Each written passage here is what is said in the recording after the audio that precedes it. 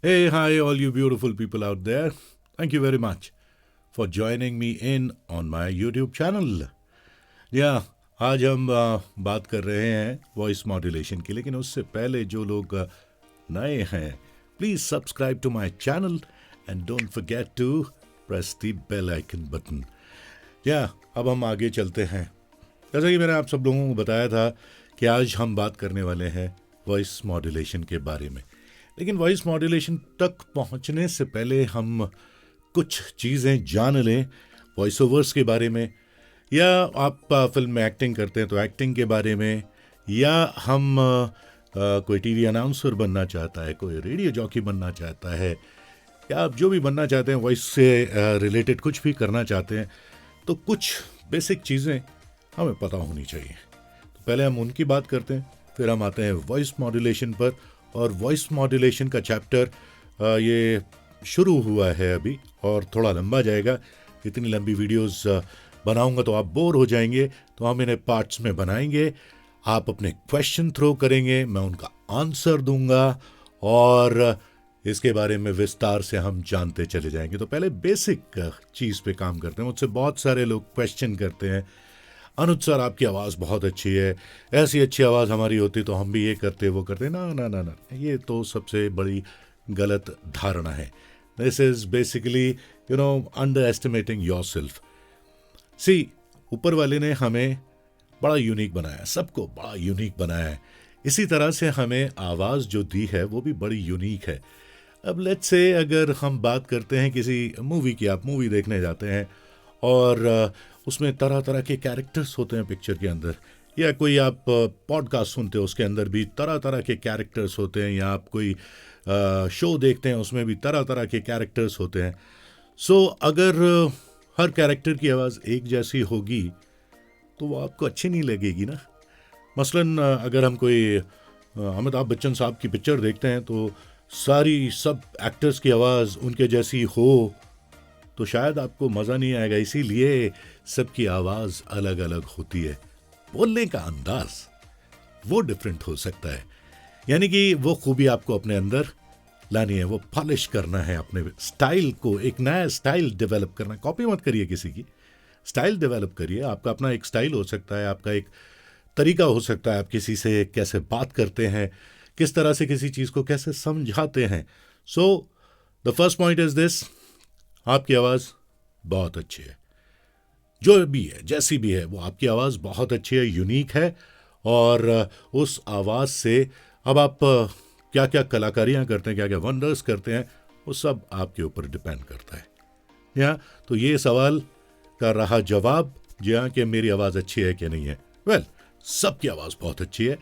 और next step अगर हम आगे चलते हैं तो बेसिक चीज़ है जो वॉइसिंग में हम लोग याद रखते हैं. सबसे बड़ी बात है अपने सबकॉन्शियस माइंड को ट्रेन करना.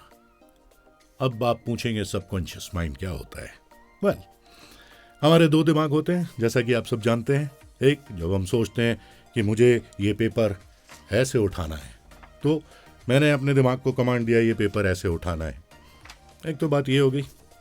दूसरी, यदि आप कोई गाड़ी चलाते हैं, कार चलाते हैं, बाइक चलाते हैं, साइकिल चलाते हैं, स्कूटी चलाते हैं, और तो और कुछ नहीं तो हाथ से कोई सिलाई की मशीन चलाते हैं, तो धीरे धीरे जब आप शुरू करते हैं उसको चलाना, तो आप समझते हैं कि ये पहला गियर है, ऐसे डालना है, स्पीड ऐसे देनी है, या मुझे इस वाले गियर को ऐसे चेंज करना है.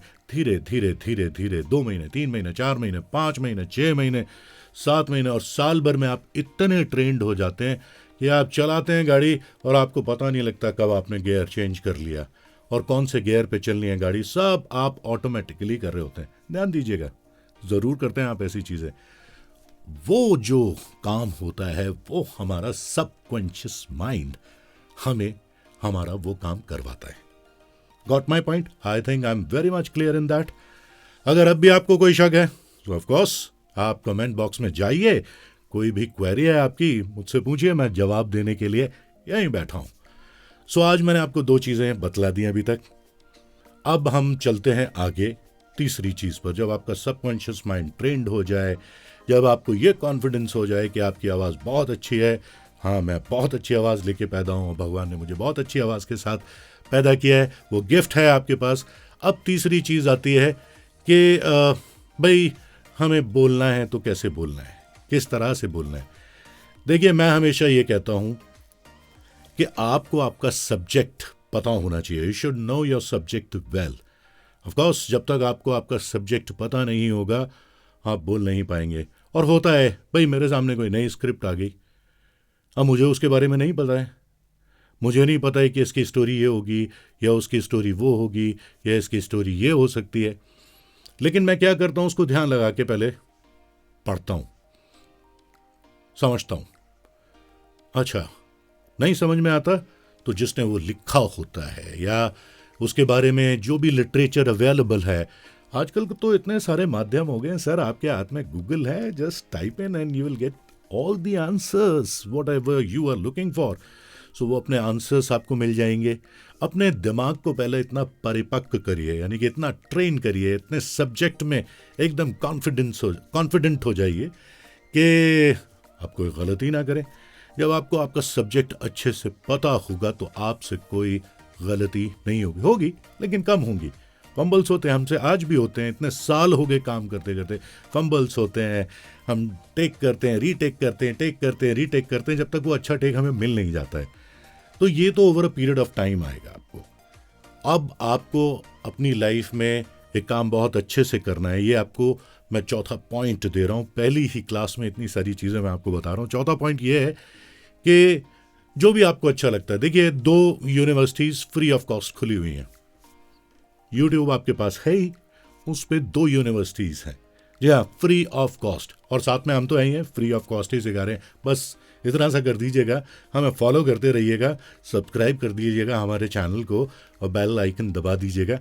सो 2 इंस्टीट्यूशंस हैं फ्री ऑफ कॉस्ट। एक है नेशनल ज्योग्राफिक हिंदी, अगर आप टाइप करेंगे उसके ऊपर नेशनल ज्योग्राफिक हिंदी डॉक्यूमेंट्रीज, दर दर दर दर दर दर करके बहुत सारी डॉक्यूमेंट्रीज आपके सामने खुल जाएंगी, ठीक है। दूसरा है डिस्कवरी चैनल, उस पर भी सेम चीज़, डिस्कवरी चैनल हिंदी डॉक्यूमेंट्रीज आप कर दीजिए, तड़ तड़ तड़ तड़ तड़ तड़ करके आपके सामने हिंदी की बहुत सारी डॉक्यूमेंट्रीज आ जाएंगी।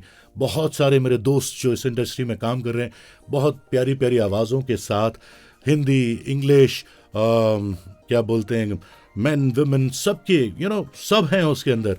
आप जाइए और अगले 14 से 15 दिन सिर्फ उन्हें सुनिए, सिर्फ सुनिए, बड़े कान रखिए, सिर्फ सुनना है और ध्यान दीजिए वो कैसे बोलते हैं, किस तरह से बोलते हैं, किस वर्ड पे कितना एम्फेसाइज करते हैं, कहाँ पे उतार लाते हैं, कहाँ पे चढ़ाव, जो भी है वो सारी चीज़ों को समझने की कोशिश कीजिए। अगले 14-15 दिन अगर आपने अच्छे से पूरे दिल से कर लिया ना, समझ लीजिए कि आपका 50% काम हो गया, इट्स डन। इतनी अच्छी एडवाइस आपको और कहीं नहीं मिलेगी, यहीं मिलेगी अनुज के साथ लर्न टू अर्न में। जी हाँ, मैं आपको वो सारी चीज़ें सिखा दूंगा जिससे आप बड़ी आसानी से घर बैठे अपनी आवाज़ से खूब पैसा कमा सकते हैं, क्योंकि बहुत सारी आवाज़ों की ज़रूरत है और बहुत सारे लोग ऐसे ढूंढ रहे हैं, बहुत सारे लोग ऐसे हैं जो नई आवाज़ें ढूंढ रहे हैं। हो सकता है अगली आवाज़ आप हों, तो दीना बड़ी वाली एडवाइस। अब हम वॉइस मॉड्यूलेशन पे आते हैं। अब तक जो मैंने आपको बोला कैसा लगा आपको? आपका इंटरेस्ट जगा ना? क्यों जगा? क्योंकि मैंने कुछ बातें इस तरह से करी, ऐसे बोली कि शायद वो आपके दिल में घर कर गई। सबसे पहली बात, वॉइस मॉड्यूलेशन क्या है? जब दिल से आप बोलते हैं। देखिए, कई चीज़ें होती हैं जो हम दिल से बोलते हैं, कई चीज़ें होती हैं जो हम दिमाग से बोलते हैं, कई चीज़ें होती हैं जो हम ज़ुबान से बोलते हैं। कड़वा बोलते हैं, ज़ुबान से बोलते हैं, लोगों को बुरा लग जाता है। लेकिन कई चीज़ें ऐसी होती हैं जिसे हम प्यार से, मीठे तरीके से बोलते हैं। अब तरह तरह की डॉक्यूमेंट्रीज आती हैं, जब आप जाएंगे फ्री के इंस्टीट्यूशंस पे, वहाँ देखेंगे तरह तरह की डॉक्यूमेंट्रीज होंगी, वहाँ देखिएगा लोग बोलते कैसे हैं, किस तरह से क्या बोलना चाहते हैं। अभी मेरे पास रिसेंटली एक स्क्रिप्ट आई थी, आप लोगों ने अगर मुझे फॉलो करते हैं तो सुनी ज़रूर होगी। एक शू कंपनी है, उसका ऐड किया था मैंने, और उसके लिए मैं पहले भी काफ़ी बार ऐड कर चुका हूँ और बड़े अच्छे तरीके से वो लोग लिखते हैं। तो वो स्क्रिप्ट आई, मैंने उसको देखा, उसको पढ़ा, उसको समझा, उसको जाना, और फिर उसके बाद 3-4 टेक्स के बाद एक अच्छा टेक मिला और वो उन लोगों को भी बहुत पसंद आया। खैर ये तो मेरी बात होगी कि मैं इतने टाइम से काम कर रहा हूँ इंडस्ट्री के अंदर, तो वो चीज़ें आराम से ऑटोमेटिकली निकल जाती हैं। वॉइस मॉड्यूलेशन यानी कि अगर मैं छोटी सी बात बोलूं तो समझना है कि किस चीज़ को किस तरह से बोलें कि सामने वाले के दिल में घर कर जाए। जी हाँ, जो अभी तक मैं बोलता आ रहा हूँ उसमें बहुत ज़्यादा उतार चढ़ाव रहा। किसी शब्द के ऊपर मैंने ज़्यादा एम्फसाइज किया, किसी के ऊपर मैंने कम किया, किसी को थोड़ा सा ड्रैग किया, किसी को मैंने वहीं छोड़ दिया। So this is called modulation. Modulation अपने आप में बताता है कि तरंगे, वेव्स बननी चाहिए एक अच्छी सी आपकी वॉइसिंग में, सो दैट वो दूसरे को अच्छी लगे, समझ में आ जाए पिच कैसी है आपकी। कई बार हमारा टेम्पो फास्ट करना पड़ता है, कई बार स्लो करना पड़ता है, कई बार ऊपर करना पड़ता है, कई बार नीचे करना पड़ता है। तो धीरे धीरे आगे मैं और सुनाऊंगा और समझाऊंगा आपको इस क्लास के बारे में। जब आपके सवाल आएंगे तब मैं आपको जवाब दूंगा, क्योंकि अब मुझे पता लगने लगेगा कि आप मुझे फॉलो कर रहे हैं, आप कमेंट कर रहे हैं और आपको अच्छा लग रहा है। सो एक छोटा सा नमूना दे देता हूं मैं आपको वॉइस मॉड्यूलेशन के बारे में। हालांकि ये मैं कर चुका हूं स्क्रिप्ट, और ये उस शू के बारे में है जो इंडियन आर्मी के लिए लिबर्टी बना रहा है, उस शू के बारे में है।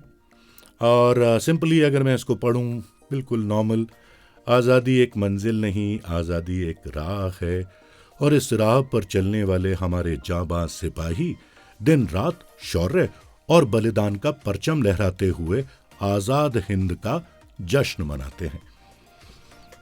वेरी सिंपल सी बात, लेकिन इसके अंदर कितने भाव छुपे हुए हैं, कितने भाव छुपे हुए हैं। चलिए वो भाव बाहर निकालते हैं। आपको अगर यदि समझ में आता है कि मैंने क्या किया है इसके अंदर, तो क्वेश्चन जरूर कीजिएगा। देखिए, आप जब तक क्वेश्चन नहीं करेंगे आपको आंसर नहीं मिलेगा। So questions are very much necessary. So शुरू करते हैं। मुलाहिजा फरमाइए, पहला आपको मॉड्यूलेशन करके दिखा रहा हूं, बाकी का अगले चैप्टर में यानी कि कल की क्लास में करेंगे हम। आप बने रहिएगा, आपकी अटेंडेंस परफेक्ट होनी चाहिए, तभी आपके दिमाग में ये क्लियर होगा वॉइस मॉड्यूलेशन है क्या। अगर आपने ये सीख लिया तो आपका 75 to 80% काम हो गया, डन है समझो। और भी बहुत सारी चीज़ें हैं जो मैंने इतने सालों में सीखी हैं, वो आपको मैं सिखाऊंगा।